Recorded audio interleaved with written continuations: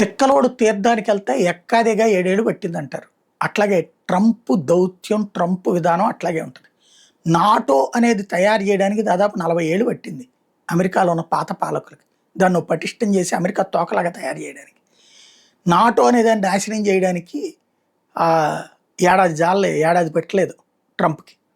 NATO దేశాల మీద మరోసారి విరుచుకుపడ్డాడు. నా వెనకాల యుద్ధానికి రాలేదు, నేను దాడి చేసినప్పుడు నాకు తోడు రాలేదు, వాళ్ళ గురించి నేను పట్టించుకోను, అసలు నాటోతో నాకు సంబంధం లేదని.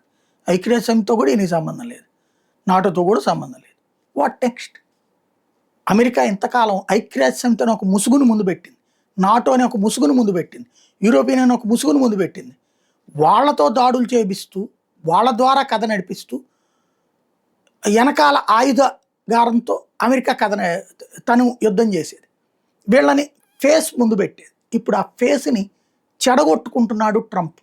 అమెరికా అసలు రూపాన్ని, రాక్షస నగ్న రూపాన్ని ప్రపంచం ముందు చూపెడుతున్నాడు.